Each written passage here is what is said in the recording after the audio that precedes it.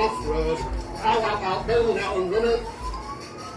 An all too common sight for West Yorkshire's interceptors are cloned cars. They're the original plates for it. This is when the number plate of a car is copied and used on a similar vehicle, usually to hide that it's stolen or lacking any documents. These cloned vehicles are often then sold on by criminals to unknowing buyers as legit cars.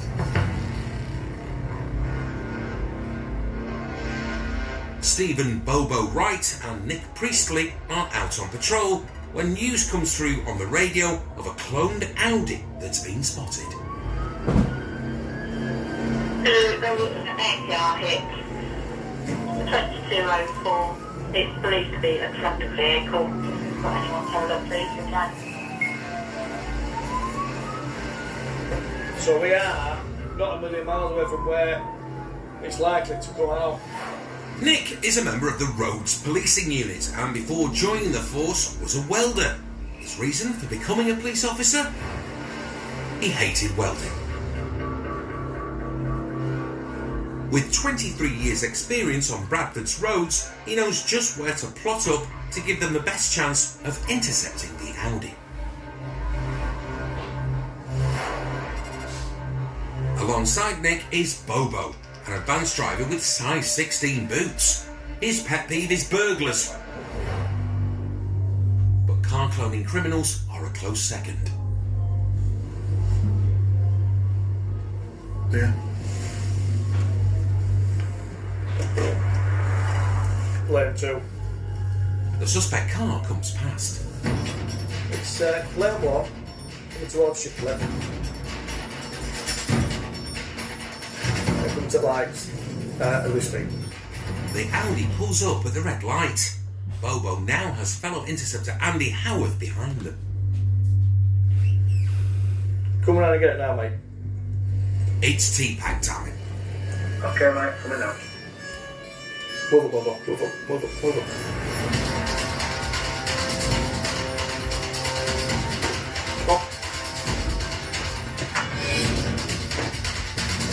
Nick is out of the car and onto the driver in seconds. My name's Nick. Just put these handcuffs on for the time being. Alright, just for my safety, more than anything else at the moment. There's an issue with this vehicle, which we will sort out when we are running. Just my hand. Just put your phone in, just come. The suspect is cuffed and put in the back of the car. It's a textbook stop, although the Audi has knocked Andy's car. I know Andy's had it coming together, but it worked really well. It stopped for us, we had a position to stop it. Andy got instructions to come round, and Andy was perfect to be fair. Bobo moved up well, so it's not getting out, so this pursuit stopped before it even started, which is what we want. It worked really well for us, so we're happy with that. Nick takes the lead in the questioning. That vehicle, we suspect, is a clone vehicle. It's on false plates, and we suspect that it may be stolen. Okay? That's what we're here. Right, okay. The thing is, that's what we're saying at the moment, because if you are a genuine purchaser, then we can sort that out also. Yeah? Alright. The lad claims to have just bought the car for a bargain price. Bobo runs a check using the car's chassis number to reveal its true identity. And the reason it's been cloned soon becomes apparent. No keeper, no insurance, no MOT. It's had its identity changed to make it look insured, so that it can sort of drive around with immunity from cameras and make it look legal. Clearly it's not. With over 1 million drivers without insurance on UK roads, this uninsured motor is going off-road. Car gets seized. The cheap car is going to cost the lad heavily. Okay. It's a taxi, it's a get booked in for MOT, and you need to Get the plates made up and insurance. the plates. So you've got the recovery costs and the storage costs. The suspect is also going to be prosecuted for no insurance. All in all, he's not had a great evening. Someone once said to me, if a deal seems too good to be true, chances are it is. But it's not all bad news. Do you want an ice cream? I appreciate the thought. Can't do that, I can buy you an ice cream. That's alright. Well, I'll get you a coffee. Come on. Like I say to you, I don't know. He says he bought it a week ago. He's just fallen on hard times, a little bit desperate. He's needed to get around, and he's been offered a cheap motor, and he's chanced it, and he's been caught out, and we'll have a car taken away, and it's one more uninsured driver off the road for now. No further action was taken in relation to the cloning. However, he was given a ticket for having no insurance.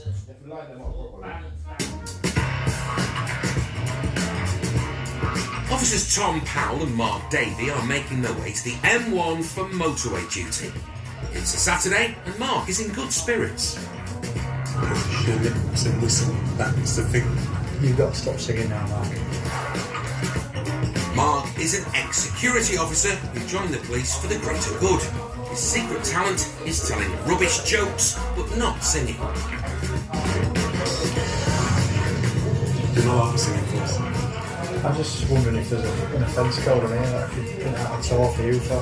What, for singing? It's not that bad. Mark's singing might not be an offence, but not wearing a seatbelt is.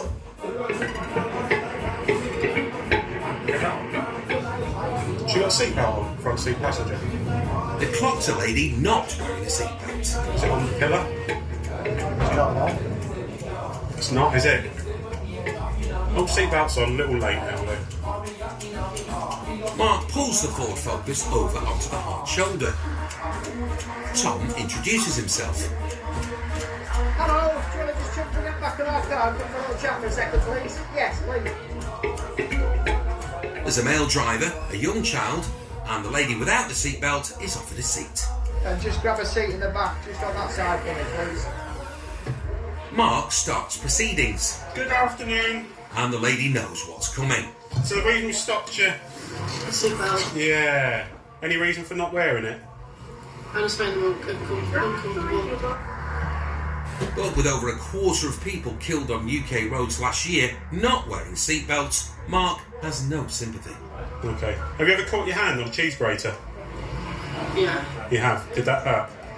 Yeah. Yeah. So imagine whizzing through that windscreen and across the road. How do you think that would be? Would that be more uncomfortable than wearing a seatbelt? Yeah.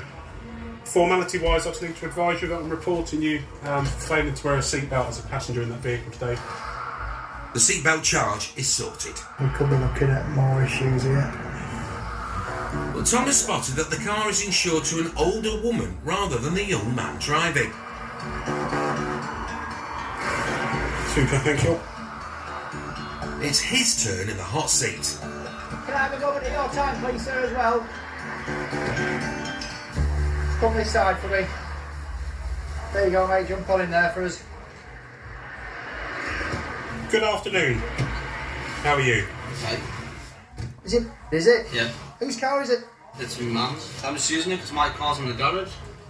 Right, okay. But I am covered to drive because I checked the insurance before I drove it. You're covered on your own vehicle, are you? Yeah. What's the reg of that? The lad's car is in the garage, so he's using his mum's.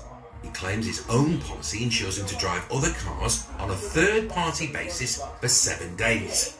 Mark runs a check. Allowed to drive other vehicles? No.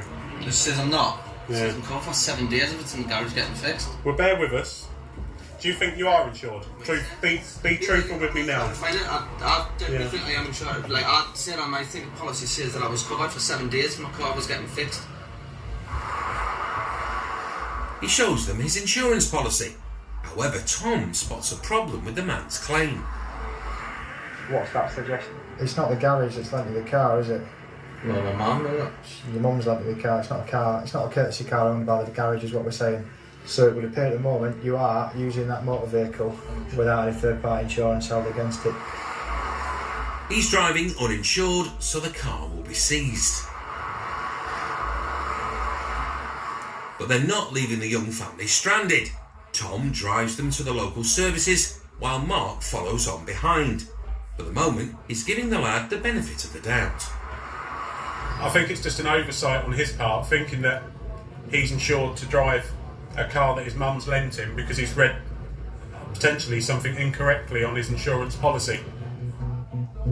But after running further checks, Mark discovers the lad has previous for driving without insurance. You're going to need to be basically reported for court. 6 points already? Well, you got the 6 for the no insurance already.